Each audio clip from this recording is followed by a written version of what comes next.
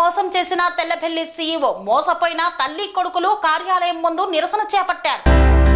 Insurance డబ్బులు ఇప్పిస్తానని లంచంగా 20,000 తీసుకొని insurance డబ్బులు ఇప్పించకుండా సూర్యాపేట జిల్లా నడిగూడెం మండలం తెల్లబెల్లి సీఈఓ ఇబ్బందులు పెడుతున్నాడని ఆరోపిస్తూ సొసైటీ భవనం ముందు తల్లి కుమారులు నిరసనకు దిగిన ఘటన నడిగూడెం మండలం తెల్లబెల్లి సహకార సంఘం ఎదుట చోటు చేసుకుంది. బాధితులు తెలిపిన వివరాల ప్రకారం అనంతగిరి మండలం సింగారంకు చెందిన బుర్రా పుల్లయ్య తెల్లబెల్లి సొసైటీలో సభ్యుడిగా ఉన్నాడు. కాగా పుల్లయ్య కరెంటు షాక్ కు గురై చనిపోవడంతో పుల్లయ్యకు డబ్బులు వస్తాయని తెల్లబెల్లి సీఈఓ ప్రభాకర్ రావుపై అధికారులకు డబ్బులు ఇస్తే బీమా మంజూరు అవుతుందని చెప్పి 10,000 రూపాయలు లంచంగా తీసుకున్నాడు. అంతేకాక పుల్లయ్య చిన్న కుమారుడి వద్ద కూడా 10,000 లంచం తీసుకున్నట్లు బాధితులు వాపోయారు. డబ్బులు తీసుకొని ఏళ్లు గడుస్తున్నా ఇన్సూరెన్స్ డబ్బుల కోసం సీఈఓను సంప్రదిస్తే మీ తండ్రిపై రుణం ఉందని అది కట్టాలని మోసపూరిత మాటలు చెబుతున్నట్లు వాపోయారు. డబ్బులు తీసుకొని ఏళ్లు గడుస్తున్నా బీమా డబ్బులు ఇప్పించకపోవడంతో గత్యంతరం లేక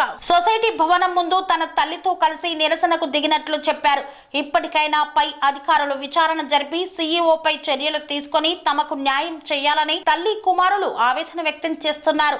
సూర్యాపేట జిల్లా డీసీఓకి ఫిర్యాదు చేసినా ఫలితం లేదన్నారు.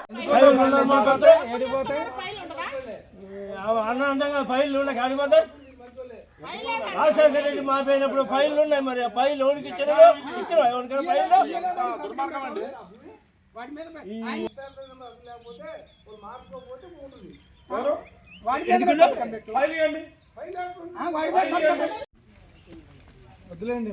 మాకు సమాధానం చెప్పి మాకు ప్రభాకర్ రావు గారు సీఈఓ గారు మీకు దండం పెడతాం, మాకు సమాధానం చెప్పి మాకు సమాధానం చెప్పండి. మమ్మల్ని ఎడిపిపాకండి. మా నాన్నప్పు మేము కడతాం, ఇప్పుడే కడతాం. మా నాన్నప్పు వీళ్ళందరి సమక్షంలో, పెద్దల సమక్షంలో, జనాలు అందరూ సమక్షంలో మేము ఖచ్చితంగా లేదండి. పోయినసారి అయితే ఏం చేసినాం, వేసినాం. పోయినసారి మీరు కనపడాలి గేట్ వేస్తే ఎట్లా?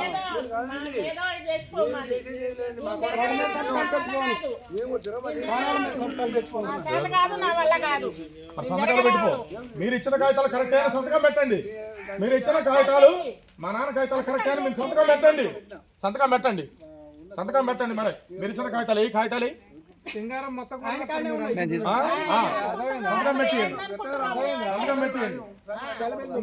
కూడా తెలుసుగా. నువ్వు కరెక్ట్ ఈ టిక్కీలు ఉంటాయి కదా, వాటికన్నా గొడవలు అయ్యాయి అప్పట్లో కేసీఆర్ టైంలో. ఎన్ని గొడవలైనా మా నాన్న సరి చేసేవాడు ఊళ్ళో. నువ్వు 5,000 రూపాయలు అమ్మ మా నాన్న తీసుకుంది, 2007లో తీసుకుందంట. 2005లో తీసుకొని మా నాన్న సంతకం ఏ సంతకాలు లేకుండా ఒక సంతకం పెట్టించుకొని లోన్ ఇచ్చిన అని మాట్లాడుతుంది. ఆ సంతకాలు కూడా మా నాన్న ఒకటే సంతకం చిన్న బిల్లు చూపిస్తున్నారు. దాని మీద ఇచ్చినటువంటి నాకాడ ఈఏ ఉన్నాయి. పాత సీఈఓ మీద పాత సీఈఓ మేము చెప్తున్నాడు, ఇంకొకళ్ళ మేము చైర్మన్ మేము చెప్తున్నాడు, ఇంకొకళ్ళ బ్యాంక్ మేనేజర్ మేము చెప్తున్నాడు, సూపర్వైజర్ మేము చెప్తున్నాడు. దానికి సంబంధించిన ఇవే ఉన్నాయి నా దగ్గర ఏం లేవు. రిజిస్టర్ కాపీలో మా నాన్న సంతకాలు లేవు, లెడ్జర్లో పెట్టలేదు, పెట్టలేదు. సీఈఓ గారి దగ్గర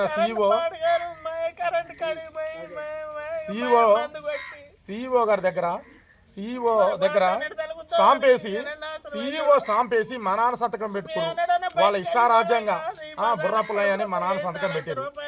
మా నాన్న పరిస్థితి ఎట్లుంటే ఇందులో ఎన్ని అవినీతి అక్రమాలండి. మేము ఇక్కడికి వచ్చి అడుగుతుంటే ఎంతమంది బాధపడుతుండే. ఇక్కడ కొల్లు ప్రభాకర్ రావు తెల్లబెల్లి సొసైటీ సీఈఓ గారండి మా దగ్గరకు వచ్చి ఇన్సూరెన్స్ వస్తుంది, మీకు ఖచ్చితంగా మీకు పై అధికారులకి అమౌంట్ ఇవ్వాలి, ఈ అమౌంట్ ఇస్తేనే మీకు అవుతుంది అని మమ్మల్ని ఏమాత్రం కూడా మాకు పొలం పనుల మీద ఉన్నాం, మా దగ్గర డబ్బులు కూడా లేకున్నా కానీ మీరు ఏ విధంగానే ఎవరన్నా చదువులో చేసి మీరు అడగకపోతేనే మీకు డబ్బులు వస్తాయి, వారం 10 రోజుల్లో వస్తాయని తొందరగా వారం 10 రోజుల్లో వస్తాయి, డబ్బులు ఇస్తేనే వస్తాయి, డబ్బులు మీ అమ్మకి పనికి వస్తాయి, మీ నాన్న చనిపోయింది కాబట్టి మీ అమ్మకి పనికి వస్తాయి అని మాకు చెప్తే మేము సర్లే అని చెప్పి మేము బదులు చదువులో చేసి మేము ఇచ్చినాం. 8,000 రూపాయలు ఇచ్చిన నేను ఫస్ట్. మళ్ళీ తర్వాత సరిపోవంటే మళ్ళీ కోదాడ బస్ స్టాండ్ దగ్గర మళ్ళీ ఫోన్ చేసి ఇస్తే కొల్లు ప్రభాకర్ రావు సీఈఓ గారు, రాజారావు గారు, గుమస్తా రాజారావు గారు వీళ్ళిద్దరు కలిసి మళ్ళీ 2,000 తీసుకురండి. 2,000 తీసుకొని కూడా 10,000 రూపాయలు తీసుకొని మళ్ళీ మా తమ్ముడి దగ్గర 10,000 రూపాయలు తీసుకురు. మళ్ళీ మీ అన్న 10,000 ఇచ్చిండు, మళ్ళీ నువ్వు తమ్ముడుకున్నావు, నువ్వు కూడా 10,000 అంటే మా తమ్ముడు కూడా 10,000 రూపాయలు తీసుకున్నారు. 20,000 రూపాయలు తీసుకొని మీకు లోన్ ఉందా తర్వాత అమౌంట్ వచ్చిన తర్వాత మీ నాన్న లోన్ ఉందంటే ఆ లోన్ కూడా మేము కడుతున్నా అంటున్నాం. మీరు అబద్ధం ఆడిర్రు. లోన్ ఉంటేనే మాకు ఇన్సూరెన్స్ వస్తుందంట. మా నాన్న అప్పు చేసిండే కావచ్చు. 2 సంవత్సరాలు అవుతుంది మా నాన్న చనిపోయి. కనీసం 2 సంవత్సరాల ముందర మా నాన్న చనిపోయాడు కదా, మరి ఇట్లా సంగతి లోన్ ఉంది, మీ నాన్న లోన్ ఉందా అని చెప్పి వచ్చిన సందర్భాలు లేవు. అది కాకుండా మరి మేము లోన్ కడుతున్నట్టున్నాం, మాదేందో చూపించమంటున్నాం. డీసీఓ గారి దగ్గరికి పోయినాం, కలెక్టర్ దగ్గరికి పోయినాం అని సీఈఓ గారిని ఒక తిరిగి మా లెడ్జర్ బుక్ కానీ, మా దగ్గర అసలు ఆన్లైన్ లెడ్జర్ కానీ, లేకపోతే మా నాన్న పెట్టిన సంతకాలు, మా నాన్న ఫైల్ ఉంటుంది, ఆ ఫైల్ తీసుకొచ్చేస్తే ఫైల్ చూపించినా కానీ మా నాన్న పాస్బుక్లు ఉంటాయి. పొలం పాస్బుక్లు పెట్టండి, ఎవరు కూడా 10 సంతకాలు పెట్టండి మన బ్యాంకులో. ఇన్సూరెన్స్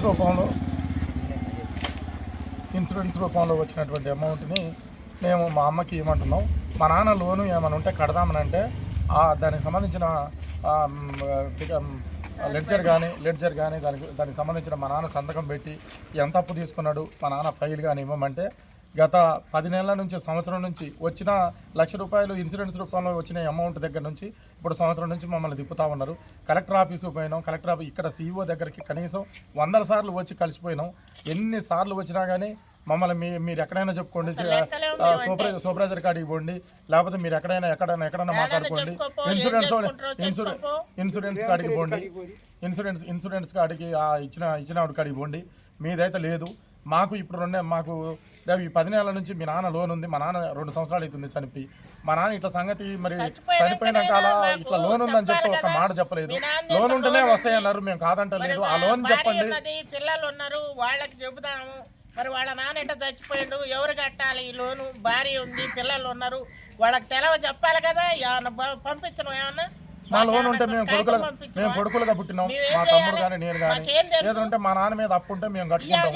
మా అమ్మకి ₹1,00,000 వచ్చినాయి, మా అమ్మ ₹1,00,000 మా అమ్మ చెక్ రూపంలో మా అమ్మ ఇన్సూరెన్స్కి మా నాన్న చనిపోయిన డబ్బులు వచ్చినాయి, అవి ఇచ్చేయమని చెప్తున్నాం. ఇప్పుడు కట్టమన్నా కానీ అప్పు ఎంత ఉంది క్లారిటీగా చూపిస్తే మేము కట్టుకుంటాము.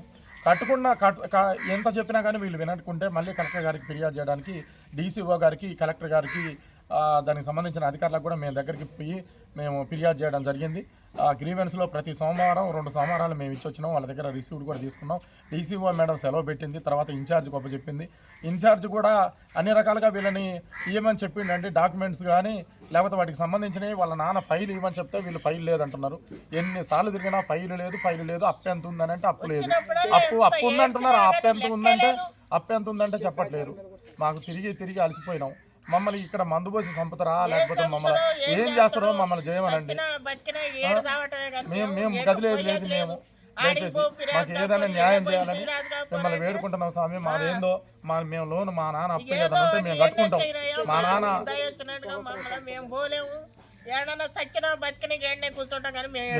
కూడు నీళ్ళు లేకుండా ఉదయం వచ్చినాం మేము. కనీసానికి ఎంత చేసినా చైర్మన్కి చెప్పినాము, ఆ డీసీఓకి చెప్పినాము, తర్వాత ఇక్కడ ఉన్న బ్యాంక్ మేనేజర్కి చెప్పినాము, సూపర్వైజర్కి చెప్పినాము, అందరికీ చెప్పి చూసినాము. సూపర్వైజర్ గారు కూడా వచ్చి కలెక్టర్ ఆఫీస్కి వచ్చి మాట్లాడి డీసీఓ దగ్గర మాట్లాడినా కానీ ఈ స్వామి ఇచ్చే పరిస్థితి లేడు. ఎంత చెప్పినా కానీ ప్రభాకర్ రావు గారు, సీఈఓ ప్రభాకర్ రావు గారు దాటేసుకొని పోతున్నాడు. మా దగ్గర డబ్బులు తీసుకున్నాడు, ₹10,000 నా దగ్గర తీసుకున్నాడు, 10,000 మా తమ్ముడు అబద్ధాలు ఆడుతుండు, ఇయ్యలేదంటుండు. ప్రమాణం చేద్దాం మేమన్నా ప్రమాణం.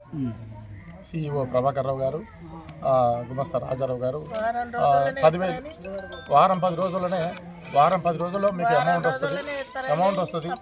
మేము పై అధికారులకు మేము అమౌంట్ ఇవ్వాలి.